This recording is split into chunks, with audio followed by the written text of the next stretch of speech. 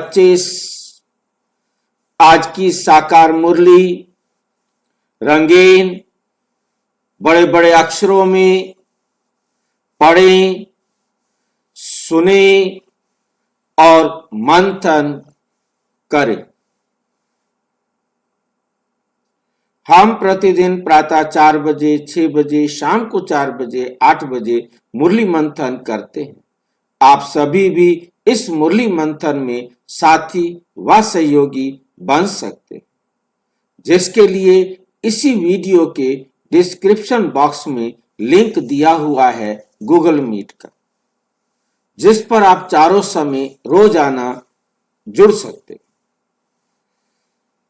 वो link click करने से भी खुल सकता है। यदि कहीं कहीं कभी कभी वो क्लिक करने से नहीं खुलता है तो उस लिंक को कॉपी करके आप गूगल में ब्राउजर में आप पेस्ट करेंगे तो वो खुल जाएगा।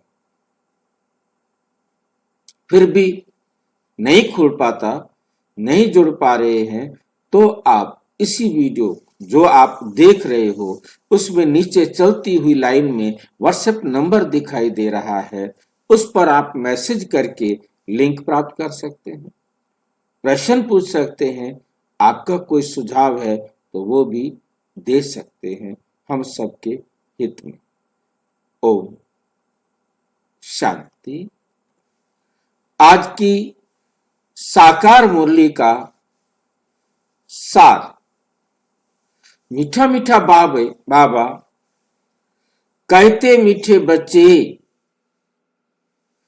तुम अभी रूहानी बाप द्वारा रूहानी ड्रिल सीख रहे हो। किसको याद आ रहा है कि रूहानी ड्रिल क्या बला होती है? ये जिस्मानी ड्रिल तो हम सारी जिंदगी कितने जन्मों से करते आ रहे हैं। प्राणायाम करना है, यम नियम योग के 8 आधार हैं। सांस को रोकना, शारीरिक क्रियाएं करना, एक्सरसाइज करना, शरीर के हर जोड़ को खोलना, मांसपेशियों को करना। स्कूल के अंदर भी ड्रिल कराई जाती है, मिलिट्री में भी ड्रिल कराई जाती है, ऑफिस में भी ड्रिल कराई जाती है ताकि इनका शरीर स्वस्थ रहे। अब ये बाबा हमें क्या रूहानी ड्रिल सिखाएंगे? शरीर में आना और शरीर अशरीरी होना।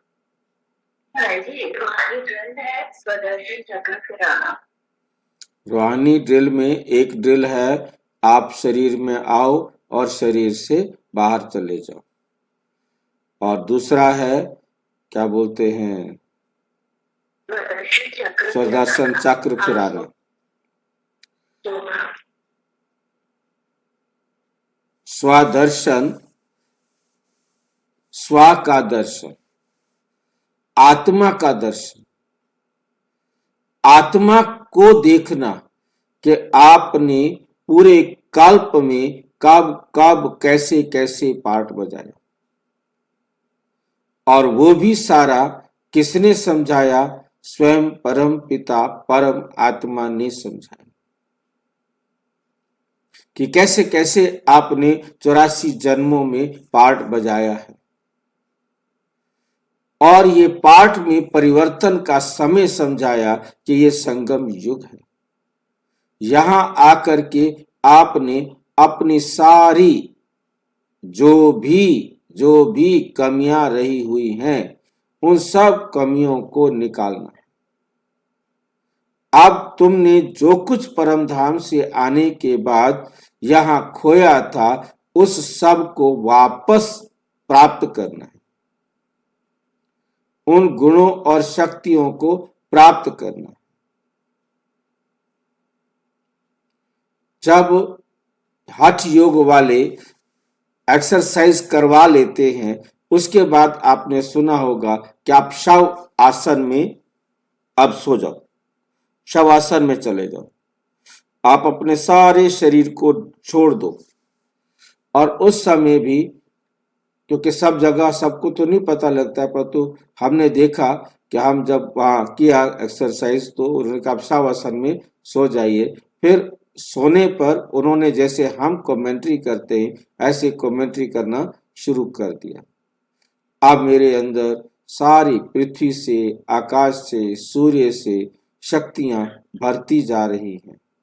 मतलब जैसे हम कमेंट्री करते हैं हम परम धाम जा रहे हैं, इसी प्रकार से उन्होंने शरीर के अंदर स्थूल शक्तियों को, सूर्य से ये शक्ति आ रही है, पृथ्वी से ये आ रही है, मतलब सांस से, हर प्रकार से जो है ना मैं अब संपन्न होता जा रहा हूं। तो मतलब इस प्रकार की कमेंट्री उन्होंने कराई।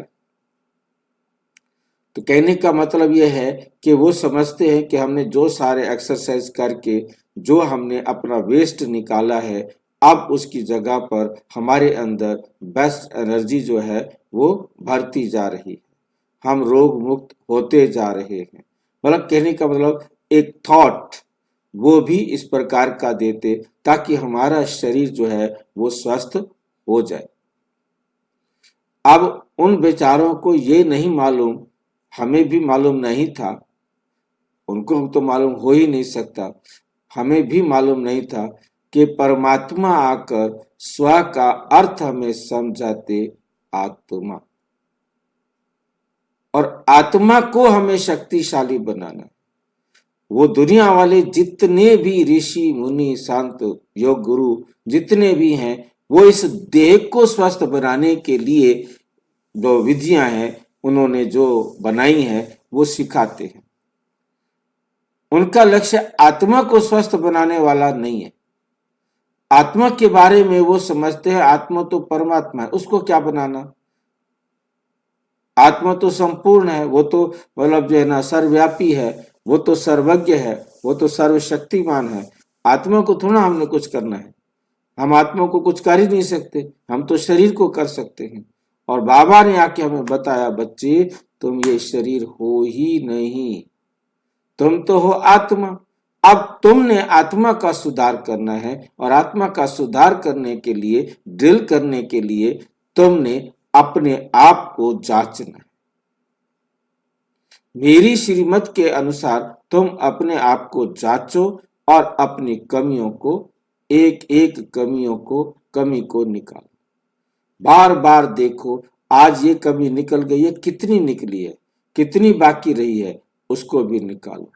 हर बार चक्कर थोड़ी थोड़ी देर बाद देखो, अच्छा मेरे में ये कमी कितनी निकली है, अभी पूरी कहाँ रह गई है, कहाँ कसर है, क्यों रह गई है, वो कैसे निकालनी है, बाबा ने क्या कहा है उसको निकालने के लिए। तो इस प्रकार की जो आत्मा एक्सरसाइज करती है अपने आप में, अपने आप को इम्प्रूव करने में, ये है हमारी रूहानी ड्रिल।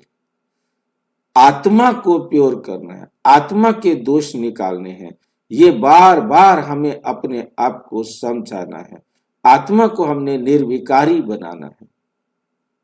ये निर्विकारी शब्द परमात्मा के लिए क्यों नहीं लगता?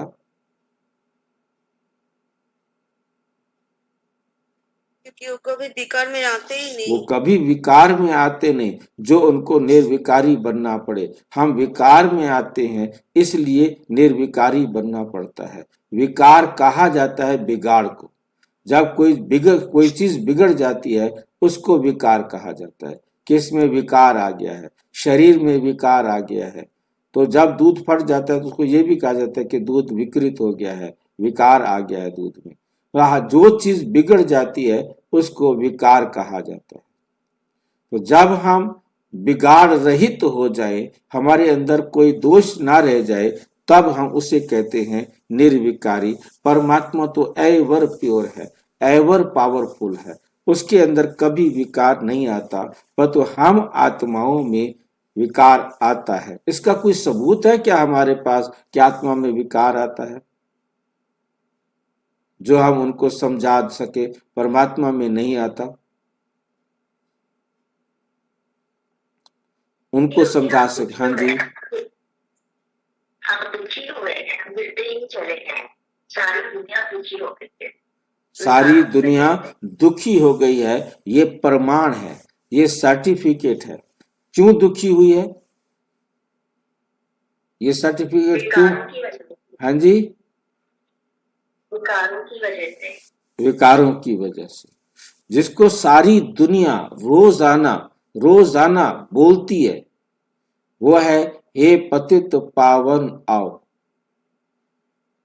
इसका मतलब तुम पतित से पावन बनाने वाले को बुला रहे हो, तुम पतित हो गए हो ना।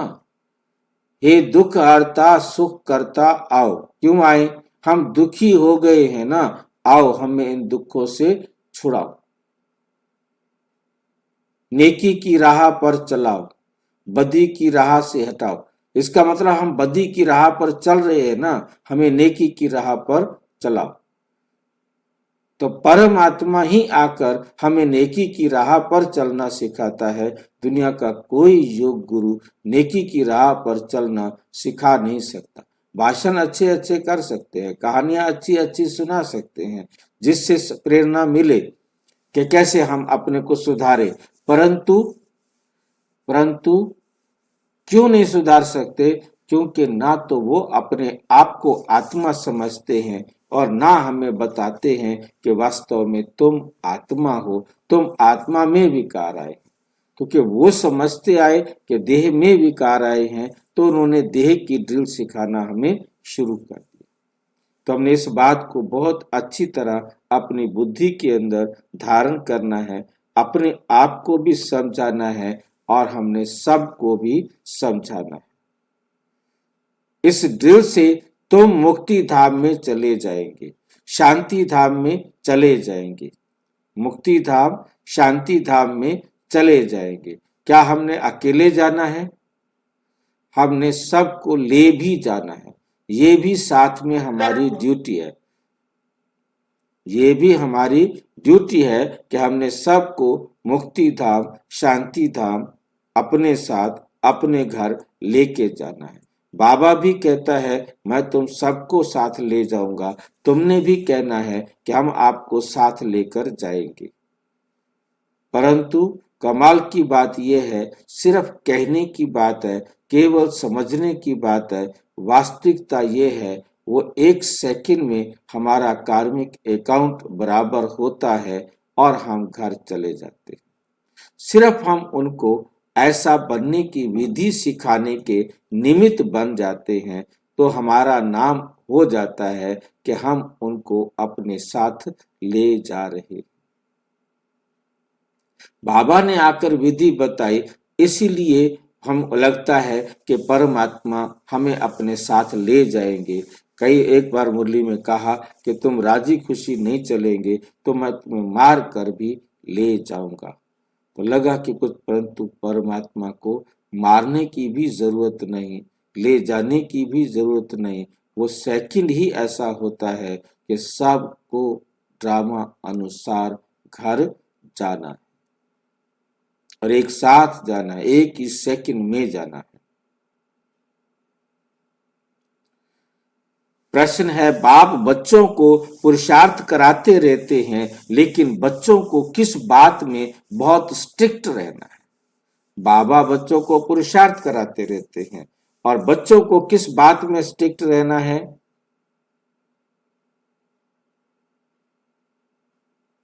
किस? हाँ जी, मर्यादाओं में। मर्यादाओं में। और कौन बताएगा?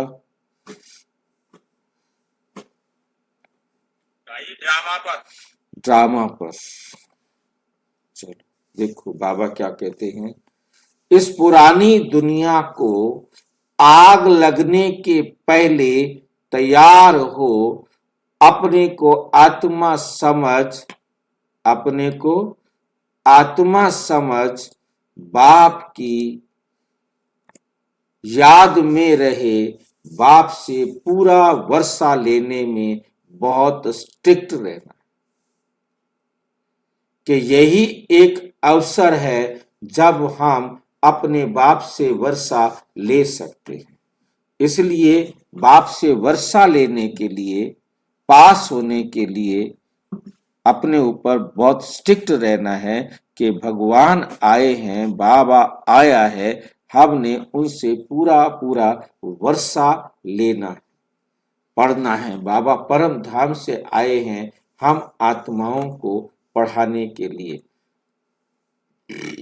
पुरानी दुनिया को आग लगनी है, ये समझ में आ जाए कि पुरानी दुनिया को आग लगनी है, तो उससे पहले, क्योंकि आग लगने के बाद तो हर आत्मा को गिरना है। आग लगने के बाद तो कोई भी आत्मा अपने आप को चढ़ती कला में नहीं ले जा सकती। हर आत्मा को गिरना ही गिरना है। तो पुरानी दुनिया को आग लगने के पहले तैयार हो।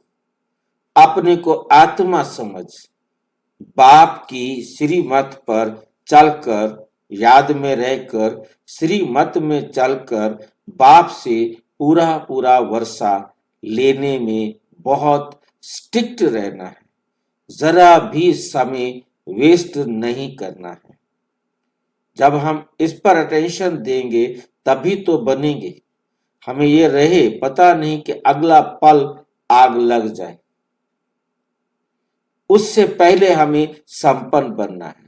अगला पल आखिरी है, ये बात हमारी स्मृति में रहे कि अगला पल आखिरी है।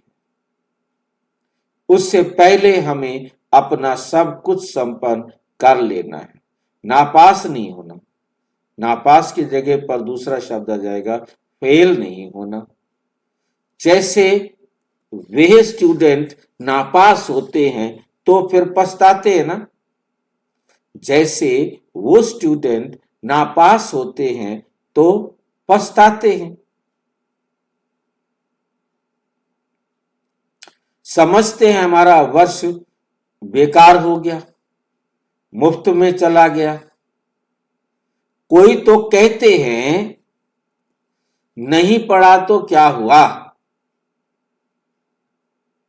लेकिन तुम्हें बहुत स्ट्रिक्ट रहना है। तुम्हें बहुत स्ट्रिक्ट रहना है।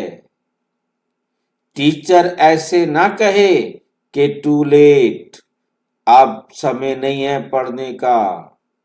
ये टीचर को कहने का मौका ना मिले, क्योंकि टू लेट का मतलब क्या है कि अब पढ़ने का मौका नहीं है, अब तो घर चलना है, अब कुछ नहीं हो सकता। क्योंकि घर चलने पर कोई कहे कि मुझे बता दो, एग्जाम के टाइम पर कोई कहे सर जी जरा ये बताना, अब तो टाइम खत्म हो गया, बताने का टाइम ही नहीं है। समस्या समाधान करने की विधि फिर बाबा नहीं बताएगा, फिर तो आपको खुद ही करना है। जो करोगे वही आपका पाठ है। ओम शांति।